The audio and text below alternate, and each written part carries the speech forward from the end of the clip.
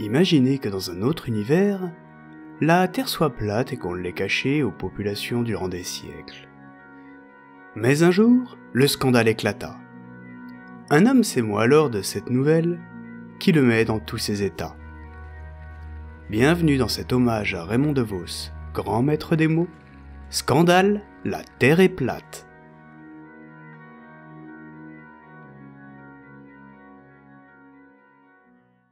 Hello hello. Vous vous apprêtez à écouter une fiction audio qui est un hommage à Raymond DeVos. J'ai donc cherché pour celle-ci à lui emprunter son style d'écriture, sans pour autant me mettre dans la peau du maître, ce n'est même pas pour autant une imitation. J'espère que ce sketch vous plaira. Si tel est le cas, je vous invite à liker, commenter, partager, abonnez-vous, la petite cloche, etc. Vers l'infini et au-delà. Je vous en serai énormément reconnaissant. Sur ce, bonne écoute.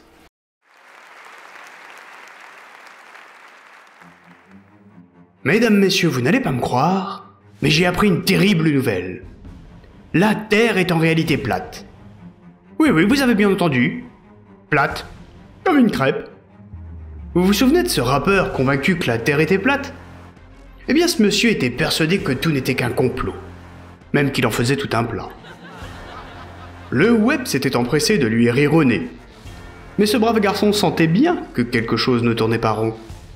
Il a donc voulu vérifier sa théorie par lui-même en finançant son propre programme spatial. Et du coup, il s'est envoyé en l'air.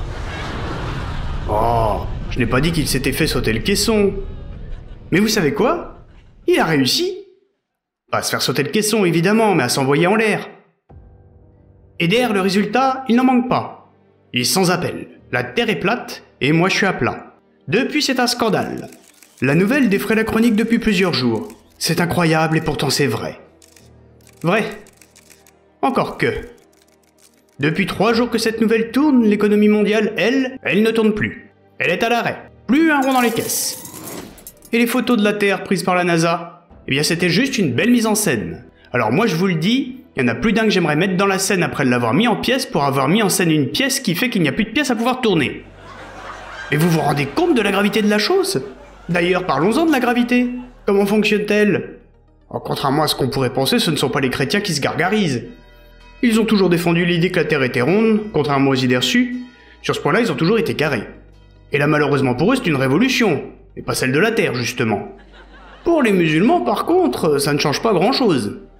Ils se mettaient déjà à plat quand ils priaient. Bah maintenant, ils peuvent dire qu'ils font une prière perpétuelle. Je suis pas certain que ça soit flatteur. Alors que nous, face à cette nouvelle, on est prié de ne rien dire aux platitudes des journalistes. Et finalement, ça nous change pas d'habitude. Par contre, de nombreux groupuscules sectaires sortent désormais au grand jour en faisant des grands discours sur la platitude du monde. C'est toujours le même disque, rayé. Les VRP de Jéhovah ont du souci à se faire, ça c'est moi qui vous le dis.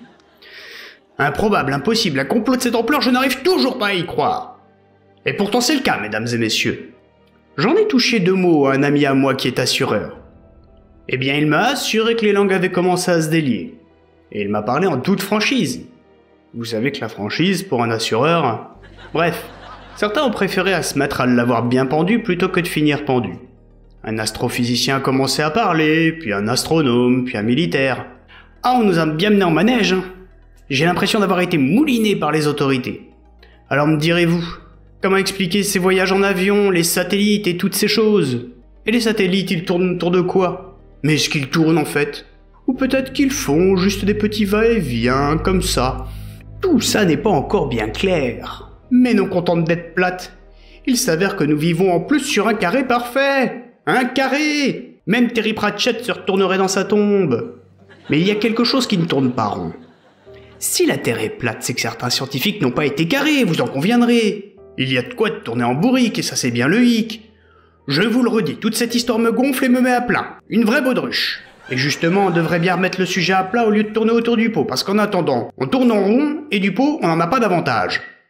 Mais d'ailleurs, si la Terre est plate et carrée, pourquoi tourne-t-on en rond? Imaginez si ça avait été un triangle. On n'irait plus faire le tour de la Terre, mais suivre les arêtes. Comme si la Terre était un poisson. Ah voilà que je perds la tête, il faut que j'arrête. Alors les installations scientifiques ont été prises d'assaut pour en savoir plus. Et vous savez quoi? Il s'avère en plus que notre univers est fini et a une forme cubique. Comme si ce n'était déjà pas assez dur à avaler comme ça. Ah, celui qui a révélé ça a jeté un vrai pavé dans la mare. Ah, mais ça n'a fait marrer personne, par contre les gens en avaient marre.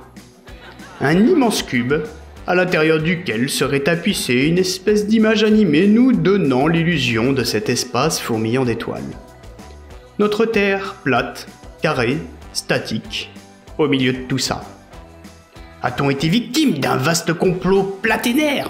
Alors notre Premier ministre nous a dit qu'il fallait se calmer et qu'il allait tout nous expliquer.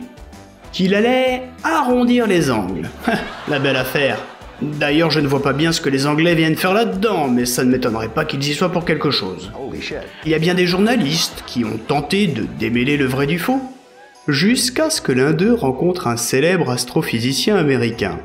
Quand il lui a demandé son avis, ce dernier lui a alors répondu « Rien de surprenant, puisque nous vivons dans une simulation. » C'est la femme de plus d'un qui va être contente. Moi, je préfère ne pas y croire et rester dans mon petit coin de terre ronde et sphérique. Merci bien. Parce qu'après tout, c'est plus carré comme ça.